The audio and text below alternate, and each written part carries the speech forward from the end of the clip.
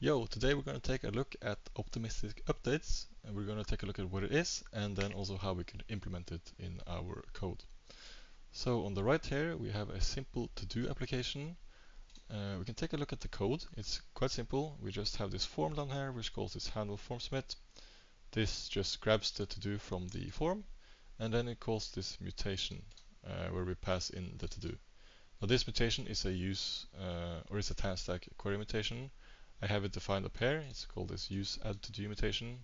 If you take a look at it, it just takes in the to do and then it calls this add to do, which is a server function. I'm using TanStack start here, so we're using their like server functions. If you take a look at this server function, it just validates the data, making sure that you actually enter the to do.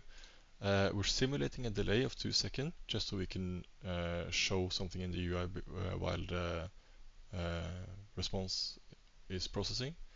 And then we're simply just adding the to-do to our array. Now normally in your application this is where you would do some like database query or adding the to-do to your database, but this is just an example app. We're just going to add it to this array which I have defined up here.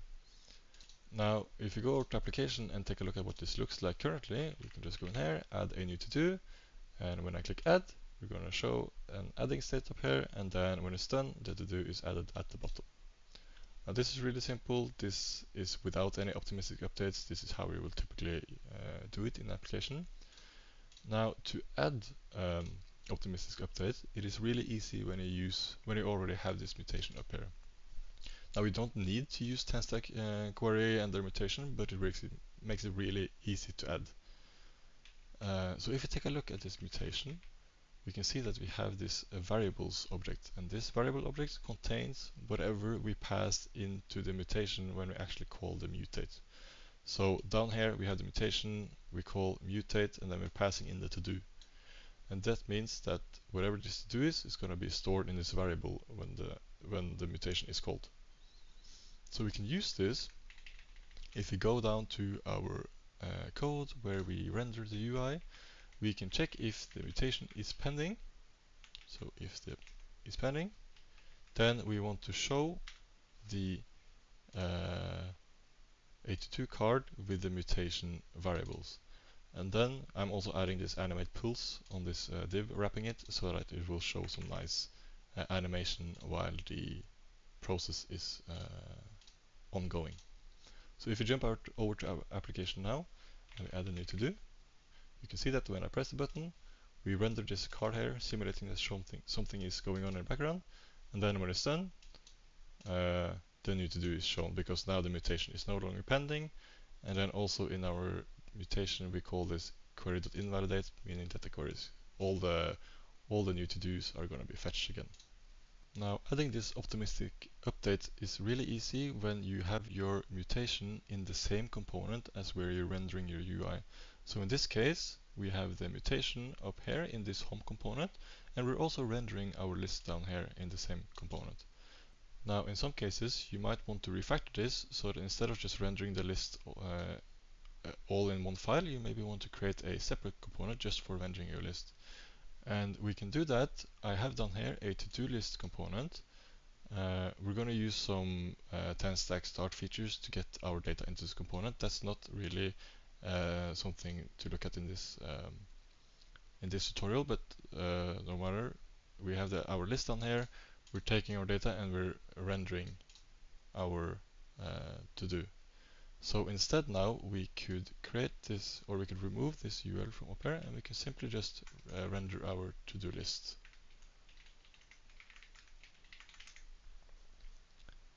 Now on our right here, you can see that it's almost the same. I just have to get rid of this header as well. So on the right you can see that the application looks the same, but the problem is that in our to-do list now we don't have the mutation. So we can't get the variables like we did earlier. Now of course you could always pass your mutation from up here. You could always pass it to your to-do list component, but this might not always be so easy. So instead we can use this use mutation state. This is a utility function from TanStack Query that lets you grab the state of any mutation in your application. So how this works is we're passing in a filter to say what type of mutation we want. And here we're using the mutation key add to do. If we go over to where we defined our mutation, we can see that we also have a mutation key over here. This also has add to do. So we're getting every mutation with the key add to do, and that is in status of pending. And then we're selecting from the mutation state, we're only selecting the variables. This means that this is going to be an object of variables. Now if you notice here, this is a string of array. And this is because you could have multiple mutation happening at once. Because obviously up here we only have one mutation and we're only calling it one. But TanStack doesn't know this. We could have multiple components with the same mutation and we can run it multiple times. So that's why when we get the state down here, the variable is going to be of an array. And then we can use this to map over the variables and render our to-do card. So this will look the same as when we had everything in one component. This just shows you how you could get the same behavior when you want to refactor your code into smaller components.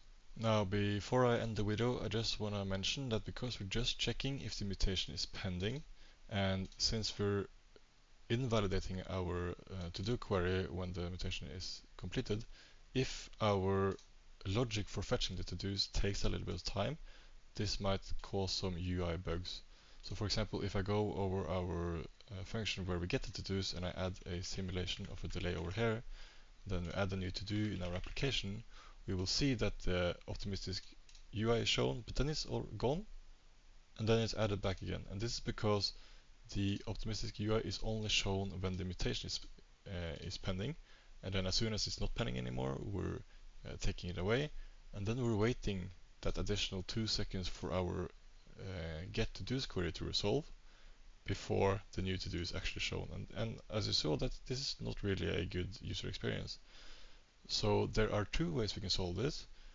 Firstly, because we're just invalidating the query down here, we could leave this as is, but then we can add another block down here where we check if the mutation is successful, and then we check if the query is now fetching.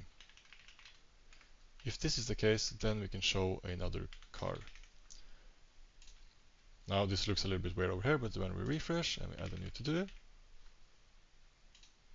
then, oh, misspell it, but whatever. And then when it's done, you see it added and then pending. So there are essentially 3 steps here.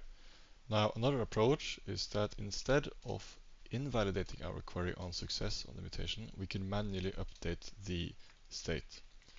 And to do this, we can do a query client, set query data, then we're passing in the query key for the query that we want to manually update. In this case, this will be this to-do query.